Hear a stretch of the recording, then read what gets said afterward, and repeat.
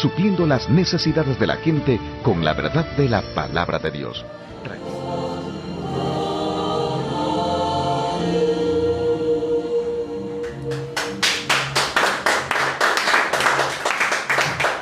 Amén, amén. ¿Y cuántos dudan de que hay otro ser diferente o más sublime que Dios?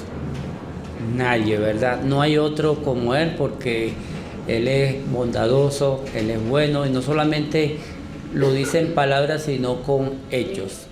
Realmente eso. ¿Cuánto? El coro anterior decía que queríamos escuchar la voz de Jesús. ¿Cuántos podemos decir eso? Amén. Amén. Pero muchas veces también resulta que Dios nos habla, porque Dios hace hablar hasta las piedras, nos habla a través de su palabra, de las cosas creadas, incluso de personas, de situaciones, pero muchas veces no prestamos oído a esos hechos, a esos acontecimientos, a ese hermano que nos lleva una palabra de aliento, sino que estamos enfocados en lo que nosotros en nuestra carnalidad queremos. Bienvenidos, hermanos. Están en su casa. Y creo que la mayoría de ustedes ya sabe que esta semana comenzamos con una triste noticia, ¿verdad? Nuestra hermana iglesia de Cartagena tuvo una pérdida de uno de sus miembros. Es un hecho lamentable y yo creo que todos nos sorprendimos de este hecho y nos preguntamos por qué y por qué Dios permite eso. No sabemos el propósito y nosotros con nuestra mente no podemos entender la mente, los designios de nuestro Señor, sino solamente aceptarlo. Tal vez pudiéramos preguntarnos, ¿se pudo haber evitado este hecho? Ciertamente pudo haberse evitado. Pero ¿qué en este respecto, qué podemos hacer nosotros? En estos momentos ya no tiene marcha atrás y lo que podemos hacer es interceder, orar por la fortaleza tanto física como y espiritual de esa familia y por nuestros hermanos allá en Cartagena. Pero ¿y qué hacemos nosotros actualmente con los que estamos aquí, que aún estamos vivos y estamos aún en este mundo? Nuestra enseñanza de hoy tiene por título Acerca del cuidado mutuo y tiene como objetivo justamente mostrar qué debes hacer tú y qué debo hacer yo respecto a los demás hermanos, porque generalmente queremos que todo venga hacia nosotros, que nos cuiden, que hagan esto o aquello por nosotros, pero ¿y nosotros qué estamos haciendo? ¿Qué estamos dando? Muchas veces somos muy egoístas. Por favor, tomen asiento, qué pena. Esa es una penitencia. Entonces, nuestro objetivo de hoy es animarnos los unos a los otros a las buenas obras y al cuidado mutuo. Voy a pedirle que por favor se ubiquen en su Biblia en la primera epístola a los Tesalonicenses, capítulo 5, versos 14 y 15. Primera a los Tesalonicenses, capítulo 5, versículos 14 y 15.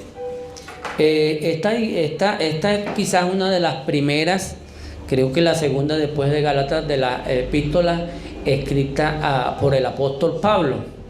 En ocasión, en su segundo viaje misionero, hablando un poco del contexto histórico de aquella época, en su segundo viaje misionero, Pablo quería pasar hacia Asia Menor, y cuando llegó a Bitinia el Espíritu Santo no se lo permitió y se le apareció en una visión nocturna un varón macedonio que le decía: pasa, ayúdanos, pasa a Macedonia y ayúdanos.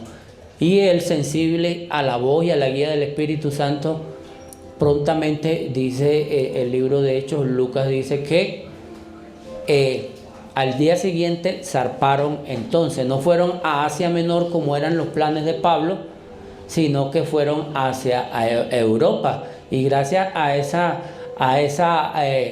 a esa obediencia del apóstol Pablo nos ha llegado el Evangelio. Y al principio decía que muchas veces Dios nos habla, porque Dios utiliza cualquier circunstancia, cualquier persona para hablarnos, pero nosotros no le hacemos caso. ¿Por qué? Porque tenemos algo en mente y queremos cumplir ese propósito. Que muchas veces no oramos, no le pedimos dirección a Dios, que Él todo lo ve, el pasado, el presente y el futuro como fuera una sola. Nosotros vemos lo que tenemos delante de nuestras narices y por eso muchas veces nos metemos en problemas, porque queremos eso y Dios nos habla y nos dice no, ese no es el camino, pero insistimos. Decimos bueno, quizás de 3-2 y nos vuelve a decir que no, pero seguimos. ¿Ve? Y entonces allí es que nos metemos en problemas. Cuando tenemos el agua hasta el cuello, entonces ahí sí buscamos de Dios. Dios, ¿qué hago? Ayúdame. Cuando debe ser lo primero que debemos hacer. Como cristianos, como discípulos verdaderos, debemos buscar siempre la dirección de Dios. Porque Él no se equivoca. Y Él no es hombre para que mienta. Entonces el apóstol Pablo, obediente, pasó a Filipo. De Filipo pasó después a Neápolis, a Antípolis y después llegó a Tesalónica. En Tesalónica dice Lucas que tuvo 3 días de reposo en las sinagogas predicando el Evangelio. 3 semanas nada más. Y de allí, como se convirtieron varios, los judíos celosos comenzaron la persecución. Tuvo que salir de allí hasta Berea. De allí en Berea entonces se le reunieron parte de su equipo que eran Timoteo y Silas y predicó el Evangelio en Berea. Y allí está un pasaje muy conocido por nosotros cuando dicen que eran más nobles que los de Tesalónica en Berea, porque lo que decían Pablo y Silas, ellos buscaban en las escrituras a ver si era cierto. Y de allí también los judíos, sí, persiguiéndolo, tuvieron también celo y también querían apedrearlo y tuvo que salir hasta Atenas. Allí mandó a buscar a Silas y a Timoteo, se reunió con ellos, y entonces preocupado por la naciente iglesia de Tesalónica, porque era muy nueva. Ustedes se imaginan una iglesia que tuvo nada más 3 semanas para predicarles el Evangelio. En 3 semanas, ¿qué tanto pudo haberles enseñado Pablo a ellos acerca del Evangelio? Obviamente no mucho, ¿no? Pero si vemos la epístola, vemos que sí le enseñó mucho, porque es que Pablo no perdía en tiempo en cosas secundarias, sino iba al grano. Le hablaba de Jesucristo, que el hombre es pecador, ¿verdad? Que había un Salvador y que ese Salvador es Dios, que encarnó, que murió, que cargó con nuestros pecados, pero que resucitó. Y le dio las instrucciones precisas, lo básico, a la iglesia de Tesalónica, pero él estaba preocupado porque no tuvo mucho tiempo como en otras ciudades, por lo menos Corinto y Éfeso, que pasó alrededor de 3 años allí enseñando y predicando y obviamente formando nuevos discípulos que se encargaran de la iglesia local. En Tesalónica no tuvo esa oportunidad, sino que tuvo que salir, y por eso es que él entonces manda a Timoteo a que confirmara a los de Tesalónica en la fe y los siguiera edificando, y que viera de primera mano cómo estaban reaccionando ellos, porque estaban siendo perseguidos también.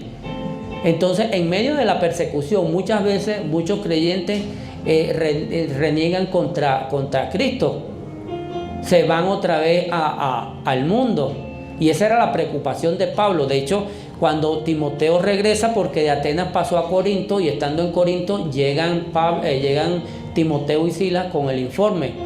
Silas estaba en Filipo y Timoteo estaba en Tesalónica, y le presenta el informe de lo que vio Timoteo allá, y entonces en vista de ese informe es que escribe esta primera epístola, escrita desde Corinto, y después la envía a los hermanos. Y el tema principal de aquí, si lo vemos a grandes rasgos, no sé quiénes han tenido la oportunidad de leer la primera a los tesalonicenses, pero el tema principal es la segunda venida de nuestro Señor Jesucristo. Y teniendo eso como un hecho muy cierto, le da ciertas indicaciones allí. Le habla de que somos elegidos, ¿verdad? Él defiende su ministerio en el capítulo 2 de esta epístola porque dice que algunos al parecer estaban hablando mal de Pablo, estaban diciéndole que era una doctrina falsa, que él lo atrapó con engaño o que estaba pendiente de la parte económica, y Pablo dice que no, que él más bien tuvo que trabajar, y cómo estuvo entre ellos predicándole de noche y de día. Y los exhorta, a pesar de que era una congregación nueva, le da gracias a Dios, dice, por la obra de la fe que había ido entre ellos. Esta obra era que se habían vuelto de los ídolos al único Dios verdadero, por el trabajo del amor, porque se estaban cuidando entre ellos mismos, y por la constancia en la esperanza, que era la esperanza de la segunda venida de nuestro Señor Jesucristo. En aquella época, como en esta época, tenemos como un hecho muy cierto la segunda venida del Señor Jesucristo. Y obviamente la palabra de Dios nos dice que nadie sabe cuándo va a ocurrir eso. Es un hecho que va a ocurrir y que debemos tener absoluta certeza de eso, pero cuándo no sabemos. Porque para Dios un día es como 1000 años y 1000 años como un día. Entonces, en vista de ese regreso inminente del Señor Jesucristo por su iglesia, ¿verdad? Debemos vivir de cierta manera, y que esa segunda venida nos estimule a vivir en santidad, a dejar las fornicaciones y cosas que nos alejan de Dios, y a vivir como que Él viniera mañana. Entonces, en vista de eso, en el capítulo 3, ya cerrando, desde el 4 empieza con la parte práctica, como era la costumbre de Pablo en sus epístolas. Utilizaba los primeros capítulos para hablar de la parte teológica, y después hablaba los últimos capítulos de la parte práctica. O sea, ¿qué van a hacer ustedes ahora con esta información que yo les estoy dando?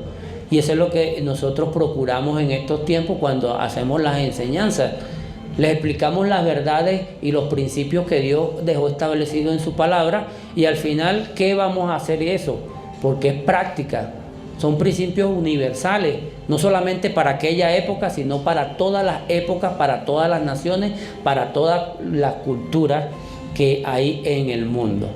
Y en este capítulo, desde el verso 11 hasta el verso 27, vemos 22 imperativos, 22 mandatos a cada uno de nosotros. Pero hoy nos vamos a enfocar en los versículos 14 y 15. En la parte del contexto ya literario de aquí del libro, vemos que antes de estos versículos habla del cuidado de la congregación hacia los pastores, hacia los líderes. Porque es que somos un cuerpo y todos necesitamos ser cuidados. El cuidado no es nada más para los miembros, o los pastores o los líderes tienen el deber, que sí lo tenemos, de cuidar a la congregación, pero también la congregación tiene que tener ciertos cuidados para los líderes. Y Pablo, después que habla de eso, habla ahora del cuidado mutuo que debe tener cada creyente con el hermano respectivo. Y entonces ese es el contexto, y dice la palabra de Dios en la primera, los Tesalonicenses, capítulo 5, versos 14 y 15. Dice: también os rogamos, hermanos, que amonestéis a los ociosos, que alentéis a los de poco ánimo, que sostengáis a los débiles, que seáis pacientes para con todos. El 15 dice: mirad que ninguno pague a otro mal por mal. Antes, seguid siempre lo bueno unos para con otros y para con todos. Ahí vemos entonces, ¿qué vemos allí?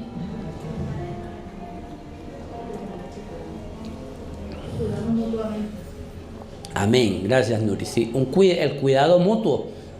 Esa es la exhortación de Pablo. ¿Hacia quién? ¿Hacia los líderes? No, hacia todos. Todos debemos tener cuidado.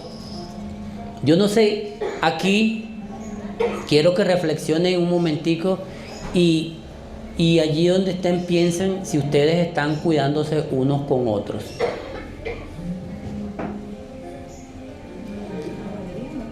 porque es que pensamos que es solamente tarea del pastor y le dejamos toda la carga a los pastores y a los líderes. Pero aquí Pablo está hablando de un cuidado mutuo, de cada creyente a cada creyente, trabajando en equipo. Y eso es lo que debemos hacer. ¿Cuántos de ustedes han visitado últimamente a sus hermanos? O le han hecho una llamadita o le han mandado un mensaje de texto. Eso es bueno. Yo esta semana estuve visitando una familia el miércoles y el viernes visité un hermano que por primera vez que lo visito y salí muy, muy contento y muy reconfortado de esa visita del viernes, porque es que uno cuando visita también uno es mutuamente edificado. A mí me ha tocado y veces que voy a visitar a un hermano, una hermana enferma y resulta que en vez de yo fortalecerlo, salgo yo fortalecido. Y ustedes no saben la bendición que es para cada uno de nosotros cuando uno va y visita al hermano. Uno no sabe si el hermano está necesitando de un consejo, de una palabra, o simplemente ser escuchado. Muchas veces necesitamos ser escuchados. Eso es todo lo que necesitamos. Muchas veces también podemos necesitar que nos reprendan, ¿verdad? Que nos hagan una advertencia, porque pensamos como humanos que estamos haciendo todas las cosas bien y resulta que no lo estamos haciendo bien, que lo estamos haciendo mal. Entonces nosotros como hermanos debemos estar pendientes de esos hermanos y animarlos y exhortarlos, no como crítica, no, porque esa es otra cosa, sino animarlos y fortalecerlos, escucharlos. Y eso es lo que dice Pablo, dice, también os rogamos, hermanos. Entonces habla del cuidado de la congregación primeramente hacia los líderes, pero aquí está hablando también, o sea, es algo también importante. Os rogamos, ¿qué es un ruego? Una súplica. Una súplica, muy bien, sí, ¿verdad? Es algo que aunque es una exhortación, es algo que tú estás como que casi, oye, por favor, haz esto. Eso es lo que está diciéndonos Pablo aquí. Por favor, cuídense mutuamente, porque Satanás anda como león rugiente buscando a quien devorar. Y si es un creyente, si es un cristiano, si es un discípulo, para él mejor. Entonces no nos abandonemos. No hay ningún cristiano llanero solitario, porque incluso ni siquiera el Señor Jesucristo anduvo solo. Andaba con sus discípulos, ¿verdad? Enseñándoles para la tarea, para el ministerio a lo cual llamó. Entonces no hay ningún cristiano. Yo he escuchado, entre comillas, a cristianos decir que son cristianos. Decir, no, yo tengo una relación con Dios. Pero tú le preguntas, ¿y en qué congregación te estás reuniendo? No, yo no necesito ninguna iglesia. ¿Cómo es eso? No, yo leo la palabra de Dios. Sabrá Dios cómo la lee. Pero Jesucristo murió por la iglesia. No por uno solo, sino por la iglesia.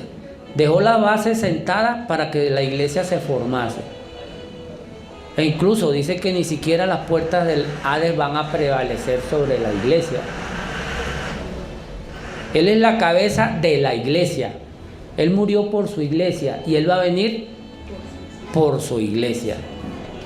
Entonces siempre habla de un cuerpo, de un edificio. Entonces uno solo no es iglesia, sino un cuerpo. Todos nos necesitamos. Pablo en 1 Corintios 12 habla del cuerpo y utiliza siempre esta metáfora para referirse a la iglesia. Y dice que todos somos necesarios. Desde el pastor hasta el nuevo creyente, todos somos necesarios, todos tenemos una función, todos somos sellados con el mismo espíritu y este espíritu nos capacita a través de los dones para una tarea específica en su cuerpo, en la iglesia. Entonces todos somos necesarios. Para Dios todos somos valiosos porque murió por todos nosotros. Porque todos nosotros éramos vil y menospreciados. Pero Él nos hizo aceptos en Dios Padre por su sacrificio. Entonces dice así: les suplico por favor, hermanos. Vean que no le está diciendo al mundo, sino a hermanos. Cuídense. ¿Cuál es la característica principal de un discípulo? El amor. El amor es lo que nos diferencia del mundo, porque amamos. ¿Y podemos amar de palabra? No, de hecho. Debemos amar con hechos concretos, porque decimos muchas veces amamos a Dios, pero no amamos al hermano. Y dice el apóstol Juan: ¿cómo podemos amar a Dios a quien no hemos visto si no amamos al hermano a quien vemos, con el que estamos al lado? Entonces es una paradoja, es algo que realmente no tiene sentido, porque aunque para el mundo el evangelio es una locura, para nosotros no. Sabemos que es poder de Dios para salvación a todo aquel que cree. Entonces el amor nos distingue, es el vínculo perfecto. Y donde hay amor, hay cuidado, ¿verdad? De hecho, el Señor redujo toda la ley en 2 mandamientos: amar y amar. Amar a Dios y amar al prójimo como a uno mismo. Simple, amor. Entonces eso debe ser el vínculo que nos une, y por eso debemos cuidarnos los unos a los otros. Dice entonces: hermanos, que amonestéis a los ociosos. Aquí hay 3 grupos de personas, no están incluidos aquí todos los de la iglesia, pero generalmente en la iglesia hay de todo. Hay personas que llegan, de hecho en la iglesia asisten como que 4 grupos de personas. Primero, los no creyentes. Son personas que simpatizan, quieren ir, lo invitó a alguien y vienen a la iglesia. Muy bien, eso está bien. Segundo, están los creyentes. Son los que creen que hay un Dios, saben que hay un Dios, pero como dice Santiago, tiemblan. Esos son los creyentes. Han comprendido la verdad del evangelio, pero aún no han aceptado a Jesucristo como Señor y Salvador. Está el tercer grupo, que son los principales, que es el ADN de la iglesia, de cada congregación, que estos son los discípulos. Hay una diferencia entre creyente y discípulo. ¿El discípulo quién es? Es el que obedece. Sabe que hay un Dios y obedece. Si ustedes revisan los evangelios, el Señor Jesucristo no hablaba de creyentes, sino de discípulos. De discípulos era. Un discípulo es el que hace lo que le dice, lo que le manda su maestro. Y nuestro maestro es Cristo. Entonces, el que está en clara desobediencia a la palabra de Dios no se puede llamar discípulo. Es un creyente. Entonces, por eso es que digo que es la base de toda congregación. Verdaderos discípulos son aquellos que realmente obedecen y hacen lo que Dios dejó establecido en su palabra. Luego de los discípulos está el cuarto grupo, que son los líderes. De allí Dios, según su voluntad, ¿verdad?, los capacita y los pone en el liderazgo, porque Dios es un Dios de orden y Dios siempre le gusta que haya un orden. Dios no dejó su iglesia ni el mundo hacia la deriva. En la sociedad hay un orden, ¿verdad? Hay unos líderes, el gobierno, esos dirigen a la parte civil. En la parte de la familia, ¿quiénes son los líderes? ¿O quiénes deberían de ser? Los padres. Y los hijos obedecen. En la iglesia están los pastores para que dirijan a la iglesia. Pero es un liderazgo, el liderazgo que habla la Biblia es un liderazgo de servicio y no de imponer ni de enseñorearse, sino de servir, de ayudar a los demás. Entonces vean esos cuatro grupos que hay en la iglesia. Entonces Entre esos grupos están estos tres grupos. Uno que todos tenemos necesidad en la iglesia y en nuestra familia, donde sea. Hay unos que necesitan ser amonestados, ¿verdad? Hay otros que necesitan ser alentados y hay otros que necesitan ser sostenidos. Y aquí habla de ese grupo, de esos tres grupos de personas o de hermanos dentro de la iglesia. Dice, el primer grupo habla de los ociosos. Amonestéis, los hermanos debemos amonestar a los ociosos. ¿Qué es una amonestación para ustedes? Llama atención, un reclamo. Gracias, José, sí. Tiene esas dos vertientes. Hay veces es como un llamado de atención, como dice José, una advertencia. Mira, no hagas esto, estás haciendo esto malo. ¿Cómo vamos a hacer ese reclamo? Con la Biblia. Mira, según la palabra de Dios, no es según yo, sino según la palabra de Dios. Ve, lo que tú estás haciendo, la palabra de Dios dice que es un pecado, que estás desobedeciendo a Dios. Entonces, esa es una amonestación. Y también está la otra parte, que es una reprimenda, que ya es más fuerte, pero tiene esos dos significados. Aquí dice que entonces, de hecho, es tan bíblico esto, que el Señor Jesucristo en Mateo 18, versículos del 5 al 17, habla de lo que es la restauración o la disciplina. Hoy en día este tema casi no se toca en las iglesias y no sé por qué. Porque hoy en la iglesia de hoy en día hay mucho pecado, se toleran muchas faltas, no se corrigen y siguen, y entonces estamos repitiendo ese patrón y vemos iglesias, como diría el pastor Miguel, llenas de personas pero vacías del Espíritu Santo. Y Dios lo que quiere es lo contrario. Iglesias, congregaciones llenas de su Espíritu Santo, que sean dirigidas por el Espíritu Santo, que impacten la sociedad. Aunque seamos pocos como nosotros, pero que estemos llenos del Espíritu Santo. Si leemos el libro de Hechos, los milagros, las maravillas, los señales, las sanaciones que hacían los apóstoles, ¿qué dice Lucas cuando hacían tal o cual milagro? Y estaban llenos del Espíritu Santo. Es la llenura del Espíritu Santo la que nos hace hacer esas grandes obras. Y no es por nuestra fuerza, sino por la fuerza del Espíritu Santo. Tenemos un poder, el mayor poder en el mundo lo tenemos morando dentro de nosotros, pero no lo utilizamos. Lo tenemos contristado. ¿Qué te sirve a ti tener millones y millones de dólares en una cuenta bancaria y no lo utilizas? Y estás viviendo como un mendigo, no te alimentas bien, no vives en una buena casa, no te vistes bien, estás enfermo. ¿Te servirá de algo? De nada, le servirá al que venga después de ti a gozar ese dinero. Y tenemos el Espíritu Santo y no lo sabemos utilizar o no queremos utilizarlo. Y entonces allí vemos entonces que debemos amonestar a los ociosos. Generalmente en nuestro contexto tenemos como una persona ociosa algo que no está haciendo nada, que está haraganeando, y quizás pudiera tener algo con el contexto con lo que Pablo habló a la iglesia de Tesalónica, porque había hablado de la segunda venida de Cristo, y en la segunda epístola vemos que muchos de estos creyentes de Tesalónica dejaron de trabajar porque dijeron, ya Cristo viene, ¿para qué voy a estar trabajando?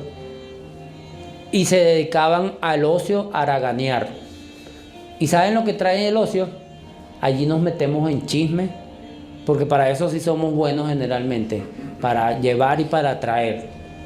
No las buenas nuevas, sino chisme. Pero aquí en esta palabra que se traduce como ocioso tiene que ver más que todo como un término militar, y era el que se empleaba cuando un soldado rompía fila, o sea, que no llevaba el paso del resto del pelotón. ¿Alguien aquí ha visto desfiles militares? ¿Cuál es la característica, Belinda, de un desfile militar?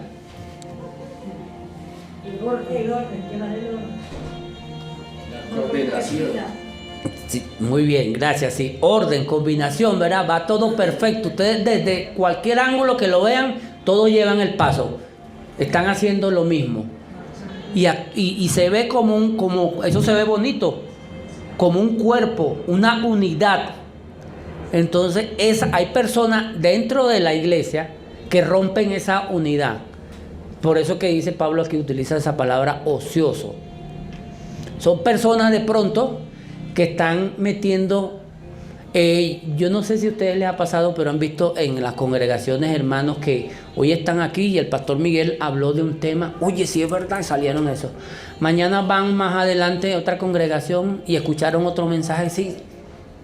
Hoy son bautistas, mañana son pentecostales, pasado mañana son mesiánicos, son adventistas, son de todo. Y entonces donde van, llevan esa. Así es que comienzan las falsas doctrinas, las herejías. Dice el mismo Pablo cuando le escribe a la iglesia de Corinto que un poquito de levadura leuda toda la masa. Si no se amonestan, si no se corrigen esas personas, esos hermanos, entre comillas, el mal va a ser peor. Entonces por eso es que debemos amonestarlo. Tampoco es que lo vas a agarrar por el cuello de la camisa y lo vas a tirar y le vas a poner, no. Oye, mira, a ver, ¿qué dice? Vamos a hablar, vamos a sentarnos a ver qué dice aquí. Ese es el proceso que dice Mateo 18. Si tú ves que el hermano está pecando contra ti o está haciendo algo indebido, ¿qué es lo que tienes que hacer? Ven acá, hermano, ve lo que dice aquí la palabra de Dios. ¿Qué tú piensas de eso? No, que yo no sé qué, porque hay muchos que son contendores también. Les encanta contender y discutir, así no tengan la razón, y de allí nadie los mueve. Pero con la palabra sí podemos, y obviamente con la dirección del Espíritu Santo, orar para que el Señor nos dé sabiduría. Si no te hace caso a ti, ¿qué dice Mateo? Busca a uno o a dos, y ve otra vez y confróntalo. Si no, anda y dilo a la iglesia. Y eso es lo que tenemos que hacer con las personas, los hermanos, para amonestarlos, los que están ociosos, los que quieren sembrar división. Porque estemos claros, tampoco son esas personas, esos hermanos, sino es Satanás, que siempre quiere dividir, que haya división en la iglesia. Desde el mismo nacimiento de la iglesia, Satanás quiso dividir a la iglesia, porque el Señor dijo que un reino dividido no puede prevalecer. Entonces, Satanás actúa así. Donde hay división, es lo contrario de la unidad, del amor. Entonces, ¿hay quien gana? Gana el enemigo. Entonces, eso es lo que Pablo, jugando, volviendo a Corinto, un caso de inmoralidad sexual, le dice en el capítulo 5 que sea el cuerpo echado a Satanás, para que si más adelante el alma puede ser salvada. Y justamente se trata de eso, de un proceso de comunión. Una persona que tenía relaciones con la mujer de su padre y no quería obedecer, Pablo dice, excomúlguenlo. Y esta comunión no quiere decir que lo vamos a dejar allí, sino que se busca un proceso de restauración. Y le cortamos la comunión con la iglesia a ver si entonces él se arrepiente y vuelve a los caminos del Señor. En ese caso, la iglesia tiene que restaurarlo a la comunión, porque lo que es atado aquí en la iglesia, en la tierra, por los creyentes verdaderos, también es atado allá en el cielo. Y lo que es desatado aquí, es desatado allá. Nosotros tenemos la autoridad de Dios para juzgar aquí en la tierra. Y obviamente más adelante vamos a juzgar el mundo y vamos a reinar junto con Dios, incluso por encima de los mismos ángeles. Entonces realmente un proceso de comunión no es algo que nosotros muchas veces lo vemos como mal visto, como falta de desamor. No, es todo lo contrario, es amor, porque queremos que esa persona, el alma, se salve, aunque por un poco de tiempo hay que ser duro. Si hay que ser duro, toca. Porque lo que queremos es que se salve su alma, que comprenda que está en pecado. Pablo en Gálatas dice que si alguno es sorprendido en alguna falta, vosotros y eso vosotros nos incluye a todos nosotros, que sois espirituales, ¿qué dice? Restaurarle con espíritu de mansedumbre, no sea que tú mismo seas tentado, porque somos carne y todos sufrimos las mismas tentaciones y cualquiera de nosotros puede caer en cualquier momento. Entonces debemos tratar al hermano, a la hermana como quisiéramos ser tratados si fuésemos nosotros los que estamos en esa condición. Entonces hay que amonestar a los ociosos, ese es el primer grupo, pero está otro grupo, que alentéis a los de poco ánimo. También hay personas así dentro de la congregación. Los de poco ánimo se define aquí más que todo a esas personas que son un poco tímidas, ¿verdad? E incluso, para utilizar una expresión más fuerte, son cobardes en ese sentido. ¿Qué debemos hacer nosotros como hermanos? Alentarlos. Eso. El mismo Timoteo, todos sabemos quién es Timoteo, ¿verdad? Un discípulo del apóstol Pablo. Él tal vez sufría un poco, era alguien joven y sufría un poco de esto. Y vean lo que le escribe el apóstol Pablo en su segunda epístola. Dice en el capítulo 1, a partir del verso 6, dice: por lo cual te aconsejo que avives el fuego del don de Dios que está en ti por la imposición de mis manos. Dice el 7, porque no nos ha dado Dios espíritu de ¿qué? De cobardía, sino de poder, de amor y de dominio propio. Dice el 8, por tanto, no te avergüences de dar testimonio de nuestro Señor Jesucristo, ni de mí, preso suyo, sino participa de las aflicciones por el Evangelio según el poder de Dios. ¿Cuántos acá se han avergonzado de Cristo? ¿Cuántos aquí no se han identificado como cristianos en su sitio de estudio, de trabajo? Nos avergonzamos, tenemos pena, somos cobardes, somos tímidos. Cuando estábamos en la obra del centro, que íbamos para allá en Transmilenio, hay veces el pastor Miguel y yo íbamos hablando y de pronto el pastor Miguel me decía: ya voy, pastor. Y el Transmilenio full y se paraba ahí a predicar el Evangelio sin ninguna pena. Pero muchos de nosotros nos da pena identificarnos como cristianos. ¿Cuántos de nuestros vecinos saben que nosotros somos cristianos? Nos avergonzamos. Y Pablo en Romanos dice que él no se avergüenza del Evangelio, ¿verdad? Porque es poder de Dios para salvación. Entonces, muchas veces somos tímidos. A esas personas, y ese grupo de personas generalmente está en la iglesia y dice: no, pero es que yo no puedo, yo no canto, yo no sé tocar un instrumento, yo no sé predicar el Evangelio, yo no sé dar una clase. Y muchas veces eso es cierto. Pero tienes que tener claro que tú tienes un don y el don te da una habilidad, te da algo para que tú edifiques al cuerpo de Cristo.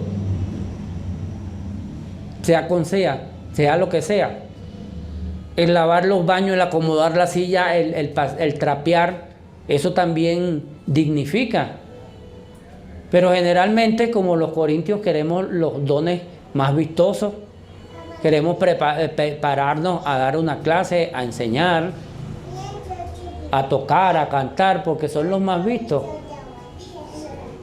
Pero Pablo, cuando habla de los dones, dice que esos que no son vistos son como que los más necesarios, ¿verdad? Y pone el ejemplo del cuerpo. Entonces, cada uno de ustedes no sea tímido. Usted tiene algo que hacer dentro de la iglesia.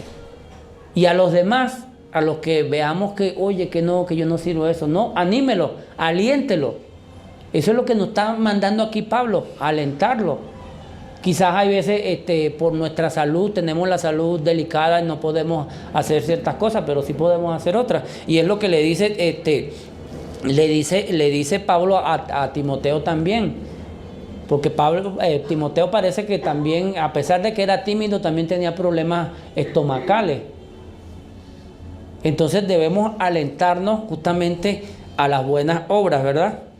El escritor de Hebreos dice, no dejando de congregarnos como algunos tienen por costumbre, sino debemos tanto más cuando el tiempo se acerca. ¿Por qué? Porque en medio de nuestras congregaciones es que nos estimulamos y nos alentamos al amor y a las buenas obras. En la casa no nos vamos a alentar a las buenas obras, de pronto estamos viviendo todo el día la televisión, o estamos en otra pantalla, en el teléfono, en el computador, en lo que sea.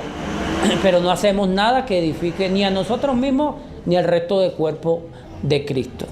Entonces alentémonos los unos a los otros, a las buenas obras. Hay un tercer grupo que dice aquí Pablo, es que sostengáis a los débiles. ¿Qué sostener? Si ese teléfono no tuviera ese soporte allí, ¿qué pasaría si yo se lo quito? Cae, ¿verdad? Y muy probablemente se rompe y el pastor Miguel tiene que comprarle uno nuevo a Manuela. Entonces, ese es el problema. Debemos sostenernos, ¿verdad? Sí, es fortalecerlo. Y aquí los débiles no está hablando débil físicamente, sino son débiles en la fe. Podemos tener muchos años asistiendo a una iglesia, una congregación, pero no nos hemos tomado el tiempo para ser edificados, para nosotros mismos leer la Biblia, preguntarle a los líderes, mire, yo no sé, no me quedó claro esto, tengo una duda. Hay que preguntar, porque de eso se trata. Nosotros nadie nació aprendido. En la iglesia nadie no sabemos todas las cosas. Y nos edificamos mutuamente. El hecho que tú tengas un punto de vista diferente al de cualquier otro no te hace ni mayor ni menor.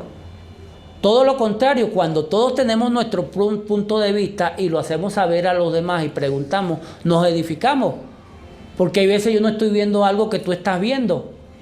Y eso me ayuda a mí y me abre el panorama. A mí me encanta edificar, dar clases, porque mientras más enseño, más aprendo. Porque aprendo de ustedes, con sus preguntas, con sus dudas, yo también, porque si no las sé tengo que investigar y me quedo con eso. Entonces habla justamente de los hermanos débiles en la fe. Hablamos al principio de personas que hoy están aquí, creen lo que se dijo aquí, van a otra congregación, lo invitan, también creen y tienen una mezcolanza allí, y esos son hermanos débiles en la fe. Pablo en Romanos 14 habla de ese tipo de debilidad. Entonces, ¿qué recomienda? Los que están fuertes en la fe, ¿qué deben hacer? Ayudar y soportar las debilidades del débil, y debe más bien fortalecerlo con su conocimiento. Y está en el contexto de lo que se toma o se come, y le dice que si hay algo que yo sé de mi conciencia que no estoy haciendo mal, pero le puede provocar una caída a mi hermano que está débil en la fe, no lo hago. Aunque yo sé que no estoy haciendo mal, pero no lo hago. De pronto, qué sé yo, te gusta un tipo de música y tú puedes escuchar porque tú sabes que esa música no te hace más espiritual o menos espiritual. Pero si tú estás escuchando esa música y llega un hermano que sabe que, ¿por qué estás escuchando esa música? Es mejor no hacerlo. Y eso son cosas. Y en 1 Corintios 8, Pablo habla de lo sacrificado a los ídolos, que es otra vez la comida. Y también recomienda eso. Entonces nosotros debemos pensar siempre ¿en qué? ¿En mí? En los demás. Si yo puedo edificar con mis hechos, con mis palabras, al hermano que está sentado junto a mí. En eso nosotros debemos. Y esa es la característica distintiva de un verdadero creyente. El amor. Primero antepongo las necesidades de mi hermano antes que las mías propias. Y obviamente cuando hacemos eso, eso también va al plano de lo material, porque como dice el Señor Jesucristo, el que tiene 2 túnicas de al que no tiene, igual que con el alimento, y podemos así ayudarnos. Y eso fue lo que hizo la iglesia primitiva. Por eso es que dice Lucas que tuvo favor con el pueblo, porque las personas de fuera veían el amor que había en la iglesia primitiva, veían que se cuidaban unos con otros. ¿Había problema? Sí había problema. Pero, ¿qué pasaba? Que mayor era el amor que los problemas. Y hoy en día sigue siendo así. Hoy en día sigue siendo así. Y dice Pablo, entonces concluye este versículo, dice, que seáis pacientes para con todos.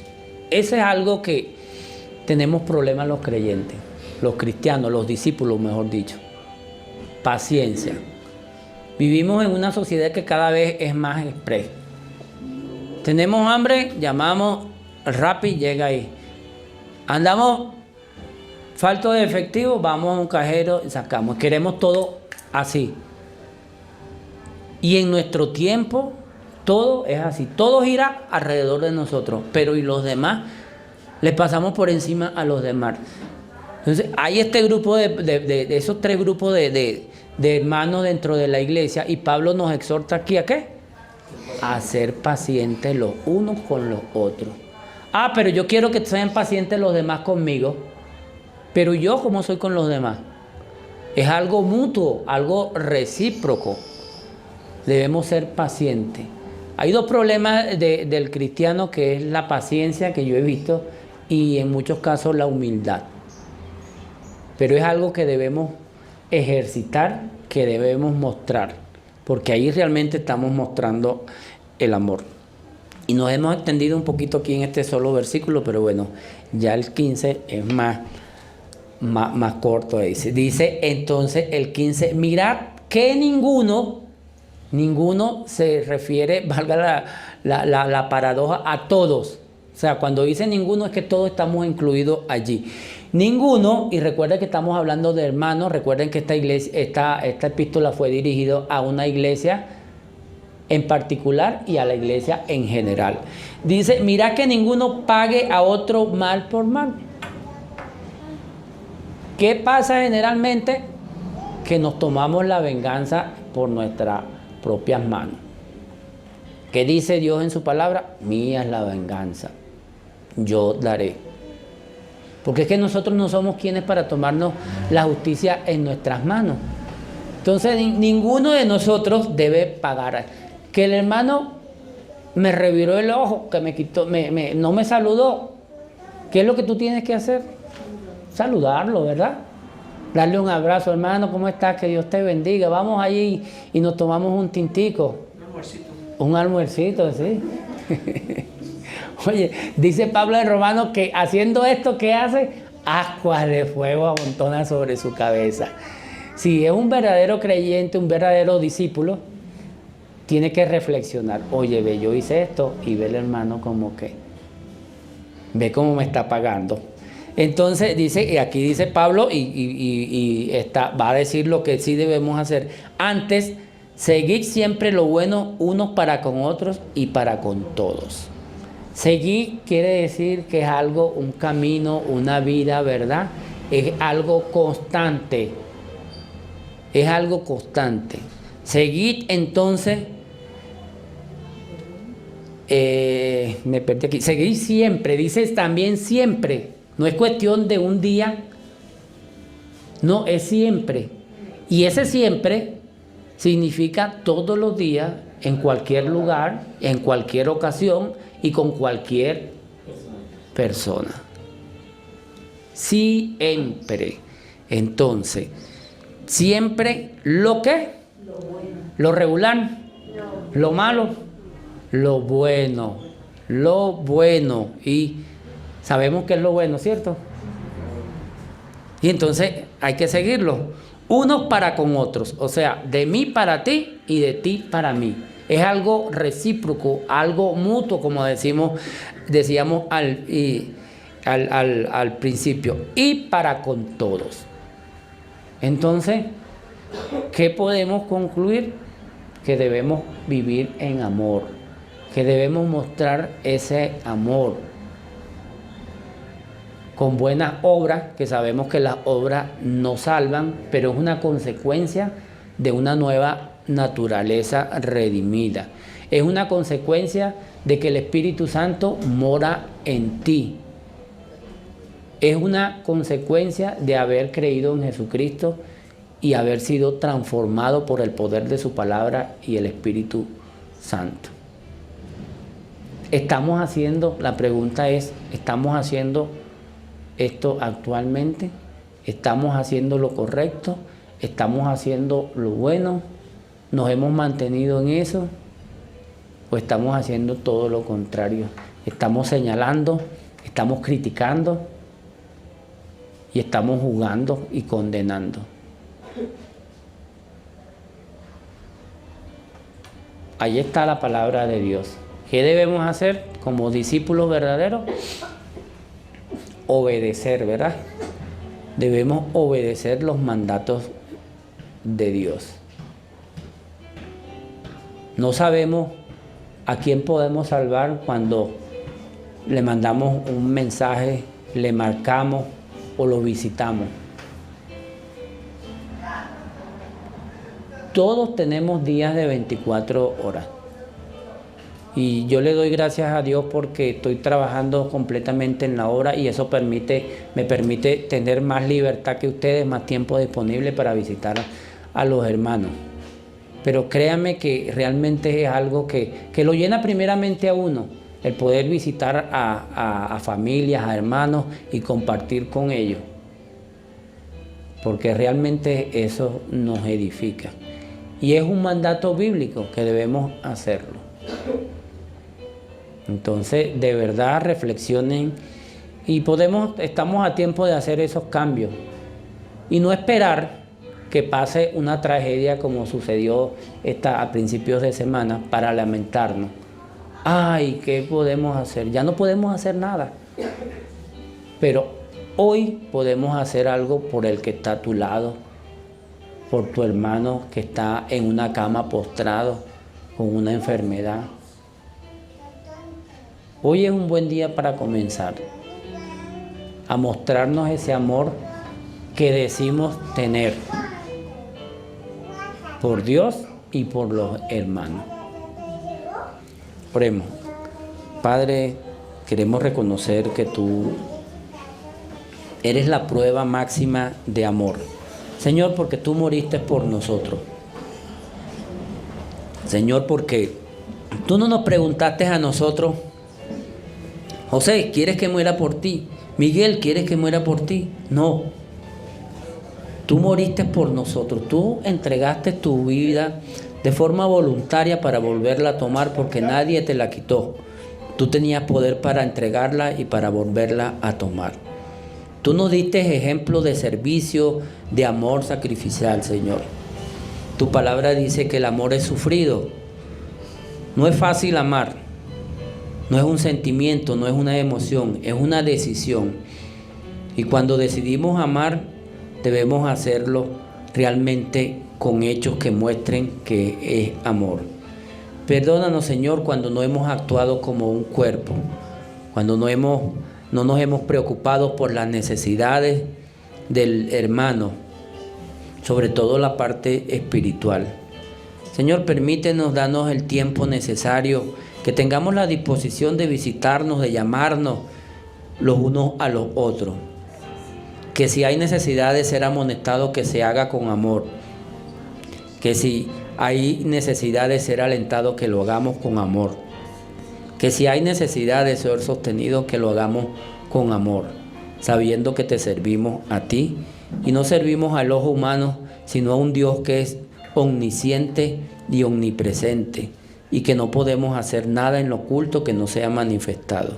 Que para ti sea toda honra y toda gloria, pidiéndote, Señor, que nos guardes de las acechanzas del mal y que actuemos realmente como un cuerpo, como un solo ser, Señor, que pueda impactar con su testimonio, con su luz, a este mundo que cada día que habla de globalización, pero que cada día se hace más individual, donde cada quien está por lo suyo propio sin importarle si pasa por encima de otros y le causa daño. Que realmente nos vistamos de ese vínculo perfecto que es el amor. Que para ti sea toda honra y toda gloria, porque hacemos este ruego con acciones de gracias en el nombre de Cristo. Amén y amén. Que el Señor me los bendiga, hermanos. Gracias por escucharme.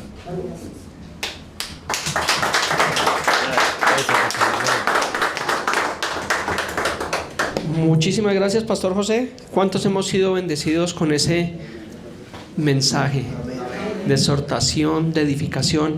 Son mensajes que a veces de pronto no gustan, porque a veces quisiéramos escuchar lo que queremos escuchar, pero es necesario. Eso es la buena doctrina, y le doy gracias al Pastor José. Es un gran amigo, un hermano en Cristo. Lo apreciamos muchísimo, nos ponemos muy felices cuando viene a visitarnos, que ojalá fuera más continuo, pero sabemos que el trabajo en el Señor es arduo. Entonces, gracias, Pastor José. La ofrenda del día de hoy, parte de la ofrenda se la vamos a dar a Pastor José. Dice la palabra que el que trabaje, dice en Corintios que el que trabaje el Evangelio, dice coma del Evangelio o viva del Evangelio. Amén. Segunda Corintios 9:7 dice cada uno dé como propuso en su corazón. Dice no con tristeza ni por necesidad, porque Dios ama al dador alegre. ¿Cuántos son alegres? Amén. Amén. Padre precioso, Dios, en esta mañana, Señor, presentamos delante de ti, Dios, una ofrenda generosa, Señor. Te damos gracias por este lugar, gracias por esta iglesia, gracias por la vida de Pastor José, Señor, por mi vida, Dios, porque nos permites trabajar en tu obra, Señor, y lo hacemos por amor de tu nombre, Señor. Te damos gracias en el día de hoy, Señor, y oramos, Señor, para que tú fortalezcas la familia de Jason, Señor, este joven, Señor, allí de Cartagena, Dios, que no sabemos lo que había en su corazón, Señor, y lamentablemente pues tomó esa mala decisión, Señor. Te lo pedimos en el nombre de Jesús y te damos gracias. Amén.